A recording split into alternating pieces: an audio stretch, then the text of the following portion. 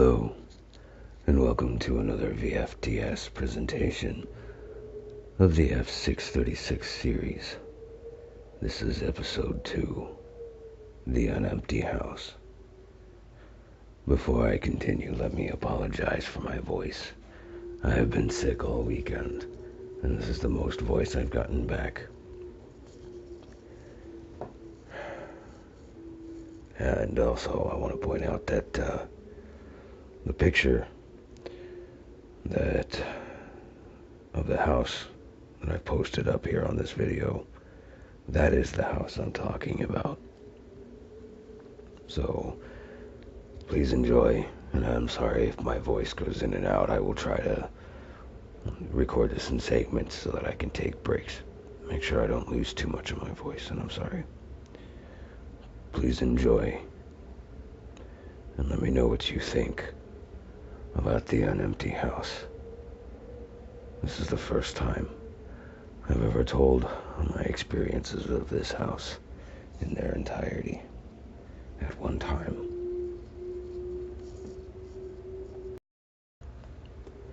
F636, Episode 2, The Unempty House, by Keys Troy.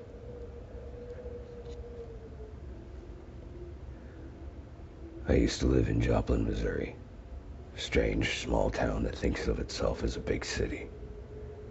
I lived there for 11 years and lived in many different houses there. There are 4 houses that stand out from the rest. As I said in the first episode, I've lived in houses so drenched in human emotions that when we lived there, our lives were consumed by them. While there is one house in particular that stands alone from the rest. I call it the Unempty House.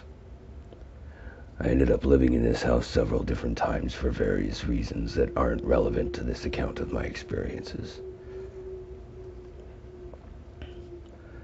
It was owned by a family member, and still might be. I'm not sure. I'm not comfortable revealing which family member it was. Maybe in the future that will be different, but for now, I will call them S. I'm 31 now, but the first time I had an experience in this house was when I was 13 or 14. I can't remember for sure. I was staying up there with S to help with some renovations they were doing. This is also when I learned about some of the house's history. I know it started out as a small 1 or 2 room shack of a house, and over the decades new additions were added onto the house one by one. We found old newspapers that had been used as insulation. The old lath boards were solid and made it difficult to do some of the work we were doing. Honestly, I think that lath boards should still be used today, but I know that many will give me arguments to the contrary. I digress. One of the things we were doing was installing new water lines throughout the house. Now, this house did not have a basement. This meant that we had to crawl under the house, with insects and dirt and spiders who got mad about their webs being destroyed. I remember the dirt under the house was piled in long rows. It reminded me of freshly plowed fields with long running peaks and ruts. I can't remember exactly why I ended up to the far end under the oldest parts of the house. I think because the end of one of the pipes, the new ones, got stuck under something. Anyways, I was over there, and I found bones. To me, they looked human. You know, too big to be an animal. When you find a bone near the length of your own femur, it's hard to believe it was just a dog. I called Hess over to take a look since they knew about biology. I told them I thought they were human bones, but they quickly explained otherwise. Since I didn't know much back then, I simply accepted their word, despite my feelings to the contrary.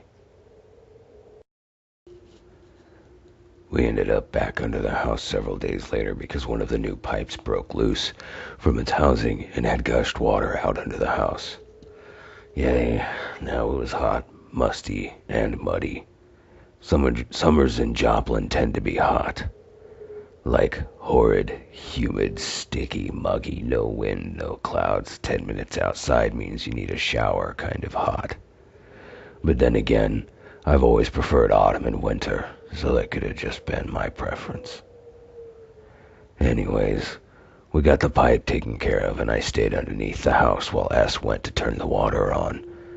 I had to let them know if the pipe was leaking or not. It was fine, and they yelled for me to come back out from under the house. I hated it under there anyways, but I was curious about the bones. I wanted to grab some and sneak them near the entrance to the space under the house, and then grab them later and hide them in my things so that I could take them home with me. When I got to where the bones had been, I found only smoothed over dirt. It was fairly loose, so I dug around and found nothing. Sometime later I asked S about the bones, and they said that they hadn't touched them. I had my doubts, and it weirded me out to say the least, but what could I do? My next experiences happened years later when I was 17 or 18. 17 and 18. By this time, S had moved out, and my parents and I had moved into the house. At some point during the house's history, someone had begun installing hardwood floors in the unfinished attic. I hated going into the attic. Really hated it. Before I continue, I must point out that back then the only way into the attic was a noisy pull-down folding ladder in the hallway. There were small vent windows, but only a child could fit through them had they have had the capability of being opened, which they didn't. Now, this specific thing happened many times, but I'll tell you about one time in particular.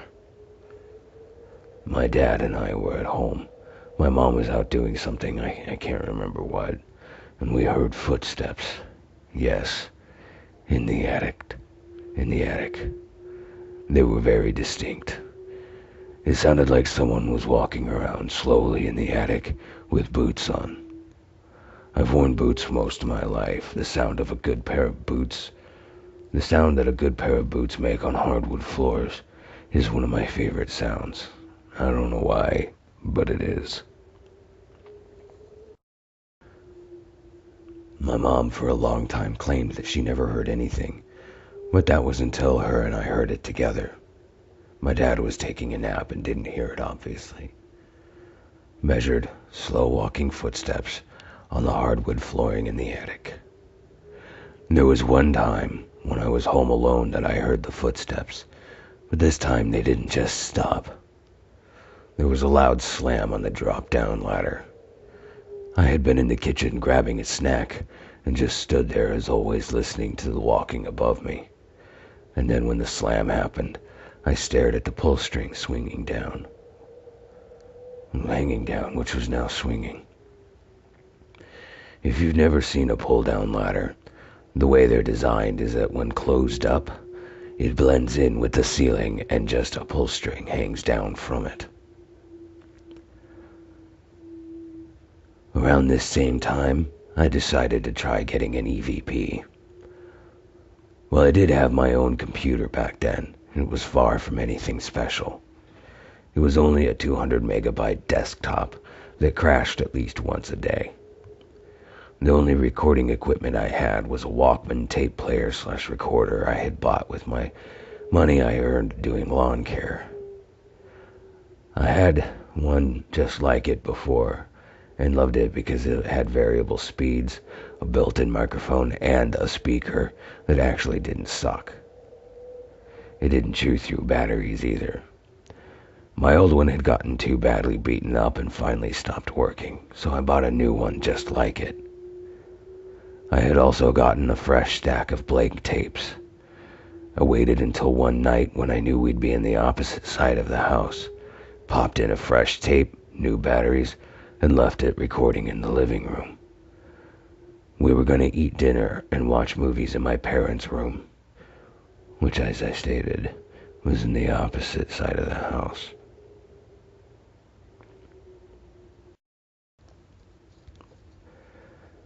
Later that night, I went back and grabbed my Walkman.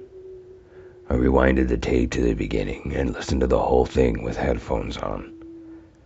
About 20 minutes of hearing nothing but silence, I heard a voice, then another, and soon there was a third.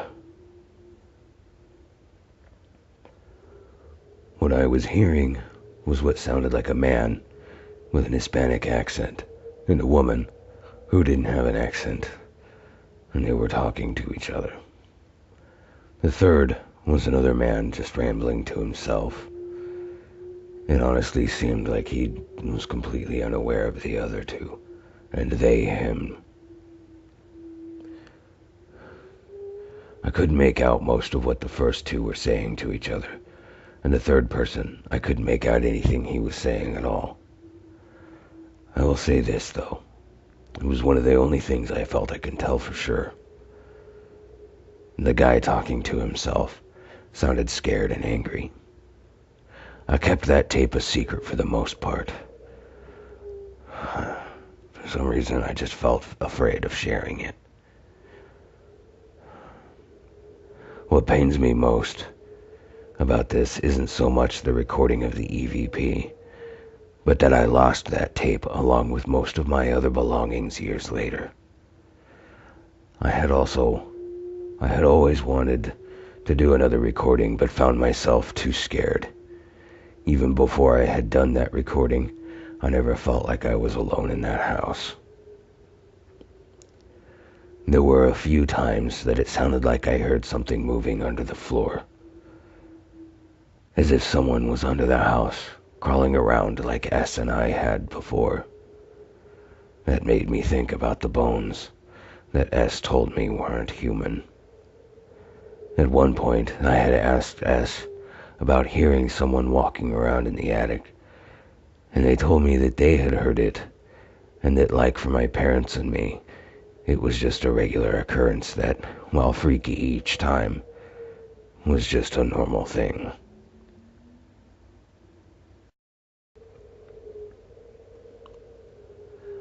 The next time I lived in this house was sadly after my dad had passed away. We all had been through a lot over the couple of years that had gone by. I ended up moving back in with my parents for two reasons. One, I had just went through a bad breakup with my cheating fiance, and two, my dad's health was getting worse and I knew how to take care of him. My parents had been making payments on a house, but after my dad passed away and I got laid off from work, my mom and I couldn't make payments anymore, and we ended up moving back into the Unempty house. The house my parents had been buying had its own weirdness, but I'll include that in a different episode of my experiences. Between this time and the prior time I had lived in this house, S had added on a 2-story addition to the back of the house. Yes, I had helped with this construction work in a small way, but that doesn't really add to this account of events. Anyways, my mom and I moved in, and instead of moving into my old bedroom, I moved into the new second-floor bedroom. During the construction of the addition, S had put in a doorway from the upstairs bedroom that led into the attic, with the intent of eventually putting in a second-floor bathroom inside the attic. The door didn't have a latch or doorknob, so it was just a door, and it was duct-taped shut. I had stuffed some fabric into the empty hole where the knob should be. I had to. I always felt like there was something watching me through the hole. For a short time, a family friend had moved in with us, but then they ended up moving to another part of the state with some of their friends. Anyways, for a time I lived there in this.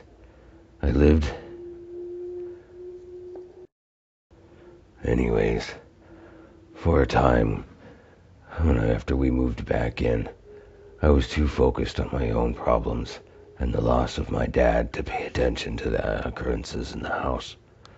But it didn't last long. Like I said, I ended up on the second floor, alone. My mom was using the old living room as her room, and our friend had used my old bedroom as theirs. Yes, the old living room, my mom's bedroom, was the same room I had gotten the EVP recording in. I remember it was late one night and I couldn't sleep. I had some music playing softly on my radio, and I was drawing when it happened. I heard the footsteps. Had the house been in the same physical state it was before this, it wouldn't really have bothered me. But this time, it made my skin crawl, because there wasn't a ceiling separating me from the footsteps. There was only a door that didn't stay closed on its own. S had been the one to duct tape it shut. I just froze and listened. I swear that the footsteps walked up to the door, to the attic, and then stopped. I don't know how long I sat there without moving, but I know that I eventually woke up the next day, still holding my art book and pencil. I heard the footsteps several times more, and each time they would come to that door and stop. And in case you're wondering, yes, I still heard the movements under the floor. It got worse after my friend moved away. One night, I had just laid down to try to sleep when I heard the footsteps. Yep, I was suddenly wide awake. I listened as they, or it, or whatever it was, paced back and forth like always, and then walked up to the door, just like every time before. Silence once again. After some time, I started to drift off again, when another sound cut through my ears. It made me feel sick, and like I wanted to run, but I couldn't move. It made my heart pound in my chest, and I could hear my pulse in my ears. It sounded like someone was trying to open the door. I heard the wood scrape, and the duct tape as it strained to do its job. Once again, I don't know how long, I just laid there in the darkness of this room and listened to the door moving. I had told someone about this years later, and they suggested that it was just the wind blowing through the house. I can say without a doubt, there wasn't any wind. It was calm, clear night. The trees outside weren't moving so much as a leaf. At some point it stopped, and somehow I was able to go to sleep. I eventually got a job, and my mom moved in with S, who now lived in a different town the next county over.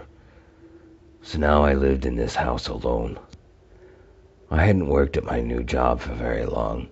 The bills, which were still in S's name, were piled up pretty high since we all had lived there without paying anything.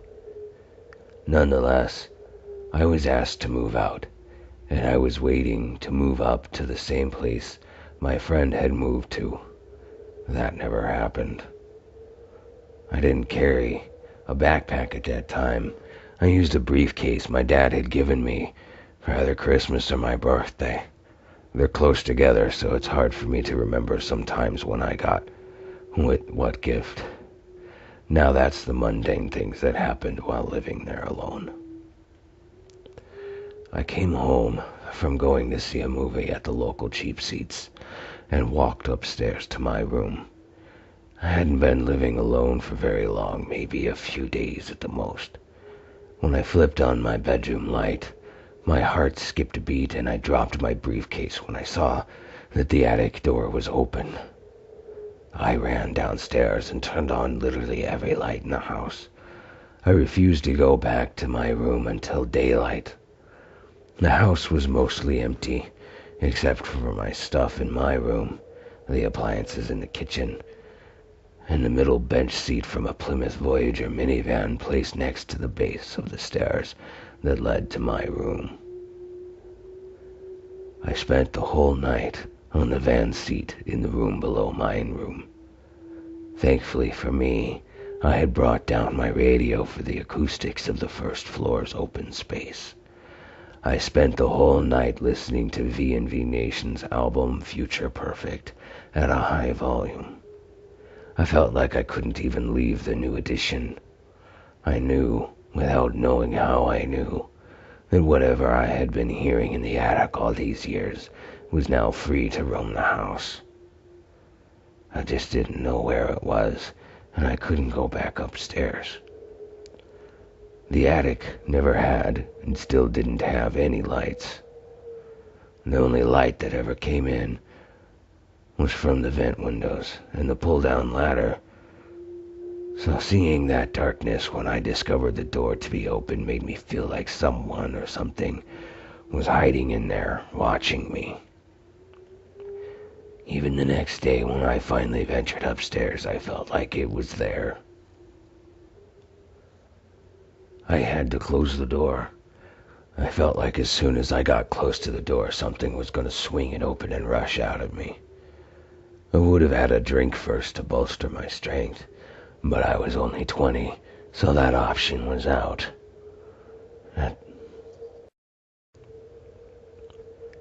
It was the first time I had really wanted to drink, when at that time the only time I had ever had a drink before was a few glasses of wine in a cemetery with some goth friends of mine. What I did was take several deep breaths and run up to the door, slam it shut with a sock wedged between the door and the frame, and then stuffed more fabric into the hole. After that time, I didn't just hear the footsteps in the attic. I'd hear them throughout the entire house. I found the door open several times more before moving out. I did try to sleep upstairs a couple more times, but after waking up with what sounded like someone breathing in my ear and finding the door open again, I moved my stuff downstairs. I already loved that album, but for some reason, for the rest of the time I lived there, I only listened to Future Perfect. I often left it playing on repeat for days, regardless of whether or not I was at home. I would sleep on the van seat with it playing right next to my head and the lights on, and leave it that way when I left. I rarely left the first floor of the addition. I had at one point thought about moving into my old room on the opposite side of the house, but when I went and stood in the doorway to the room, I heard breathing coming from inside. It was labored like someone who had been running or lifting heavy things, but there was something else about the breathing, something I can't describe even to this day.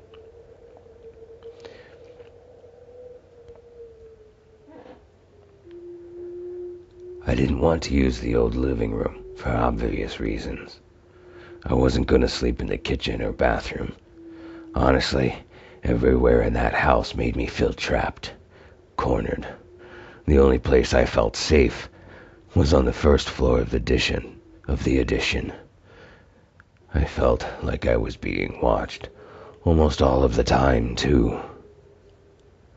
This was one of the scariest things that happened to me there. One night, after I had moved to the first floor addition, I had just sat down to eat. Now mind you, I didn't have a TV at this time, only a computer without internet and my radio. But I did have a few movies on DVD that I could play on my computer.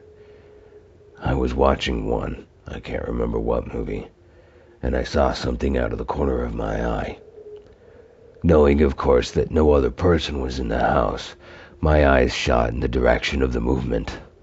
What I saw was something I'll never forget. I saw a man standing there, only it wasn't a physical person. It was like he was there, but at the same time wasn't. He must have only been in his 30s, wearing either a t-shirt or with the sleeves ripped off, or a tank top, blue jeans, and yes, he was wearing boots. I remember he had a shaved head, which wasn't uncommon for men in that part of the country, and he looked both sad and angry. That way people look when they've just lost someone really close to them. I saw him a lot during the rest of my time there. The only place I never saw him actually be was in the first floor of the addition. I don't know why. What I do know, however, is that seeing this man reminding me once again of the bones I had found underneath the house. I know you are probably wondering why I didn't move out sooner. Well, to be frank, I didn't have the money.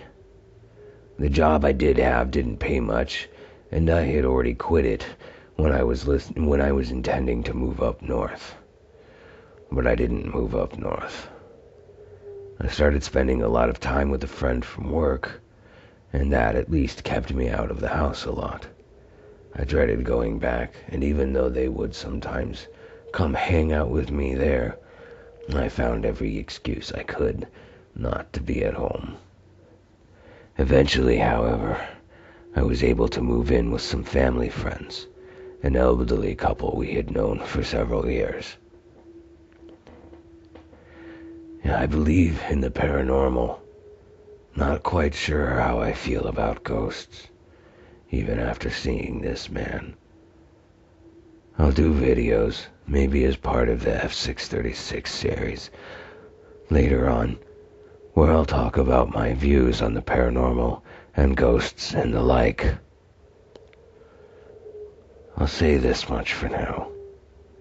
I don't believe in ghosts per se, but I do believe in things that are called ghosts. I never wanted to go back to that house ever again. However, I did. Believe it or not, my mom actually moved back into that house once again. While I never lived in that house ever again after that, I did visit. By this time, I had met the woman who had later become my wife. I didn't tell her about what I had experienced in that house until many, many years later. And even then, I didn't go into the great detail. But my wife told me that she never liked that house. She said that something about it made her uncomfortable. There was one time we were talking about it, and I opened up to her about the man I saw. I was surprised when she told me that she could sense him. She doesn't believe in ghosts either, when it comes down to it. But this man seems to be the strange exception to the rules. When I began describing what he looked like, she actually cut me off and gave the rest of the details. She said she hadn't seen him, but she did say she could feel that was how he looked. It was really hard to explain it, but that was what we talked about. There were a few times when I had gone over there to visit my mom, and I saw the man out of the corner of my eye. I heard his footsteps in the other room, heard his breathing just around the corner. I still even heard the movement under the house. Years later, my wife and I had moved out of our apartment and into a house on the north side of town. My mom had moved out of the house and had actually moved into another house owned by our current landlords at the time. S had put the house up for sale a couple of years prior to this point, and it had sat there ever since my mom had moved out. Last I knew, it was still sitting there, for sale, and with no one living in it. I only point out that last detail, since sometimes it is easier to sell a house that is lived in than it is an empty house. I met my wife 11 years ago. That house has been vacant for most of that time. Like I said, as far as I know, it is still empty. Well, that house will never be empty. The last time I had ever gone to that house was to show it to a friend. I no longer had a key, but I knew that the window next to the back door had been left unlocked. This window was part of the two-story addition and was located at the base of the stairs that led to my second-floor bedroom. You had to go into the backyard to get to this window. I had told my friend about this and about having had strange experiences there, which is why they convinced me to take them there. Once back there, I looked through the window to see the empty interior. I knew how to open this window from the outside, and while trying to open this window, I had my head tilted down so I couldn't see in. It was mostly due to the angle, but I also found myself wanting to look inside the house anymore. As I pushed up on the window, I felt it move up about half an inch, and then suddenly something pushed it back down. I didn't look up again, but I tried to open it one last time, and the window wouldn't budge. I stopped and turned to my friend and told them that I thought it must be locked now.